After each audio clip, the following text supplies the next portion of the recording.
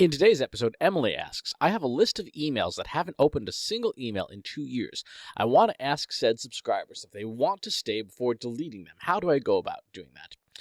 So there's a 4-step process for this kind of list cleanliness, and it's something that's important to do.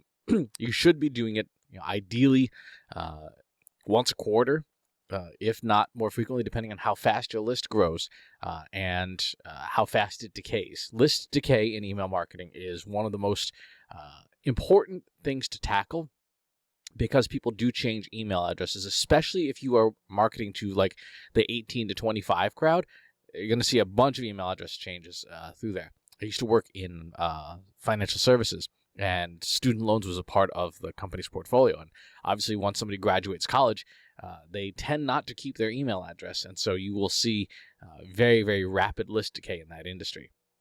So the 4-step process: first, take your existing list, and this is a good thing to do for the entire list, but especially for the dormant segment, and scrub it using software.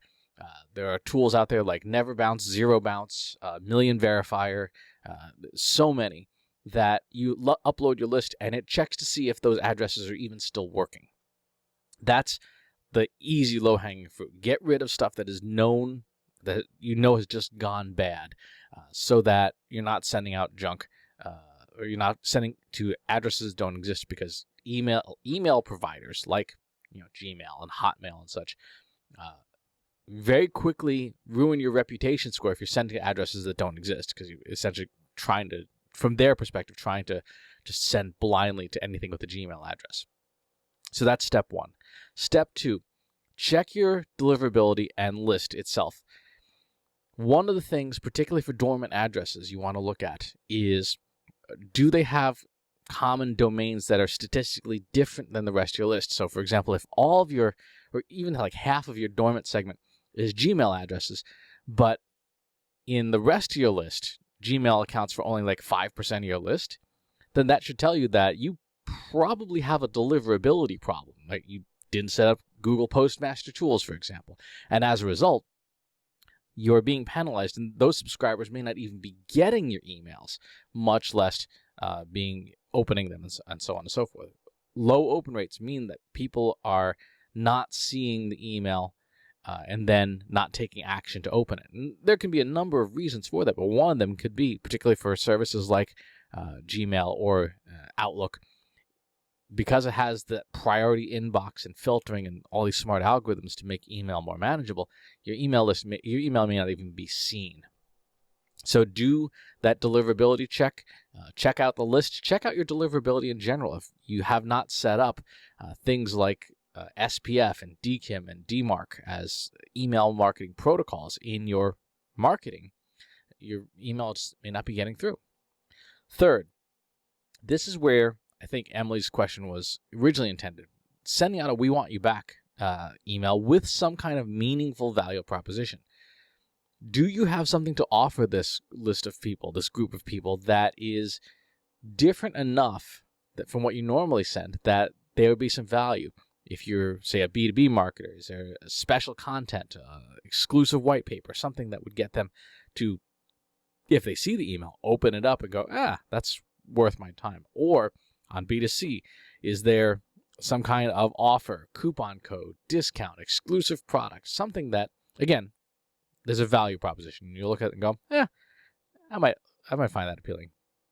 I know for myself personally, with some of the tech vendors that I work with, them saying like, hey, here's a credit to do something. Here's a 50 free credits for this service, whatever. Like, all right, I'll give that a try. You have a month free on the house. That's useful.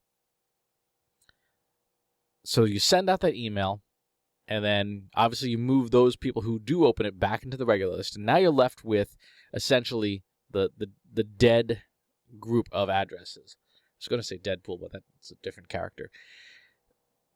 At this point, you take those addresses that have not responded. They're still okay, but they're not responding, and they have not responded for 2 years, even though you've emailed them, even though you validated them. You delete them from your email marketing system. But you don't delete the list itself. Just hold that list separate and delete it from your system.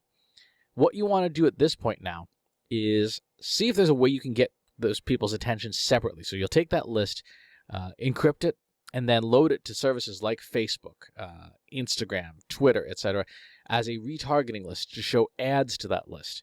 Because it's still good, but those people are not responding to you via the email channel. So you'll upload that and run ads to those people to see if you can get their attention some other way. Now, that list is going to perform pretty poorly, right? They're already disengaged, so don't expect like miracles. You might reclaim 1 or 2% of it, but if you're trying to hold on to an audience, that's the way to go. In the meantime, you delete it out of your email marketing system because a lot of systems do charge you based on the number of contacts you have that are valid, that are showing as working. So you want to delete them out of the system, not just pause them, so that you're not being charged money for essentially a part of your list that's not performing. That's the 4-step process to go through an email list and clean it up.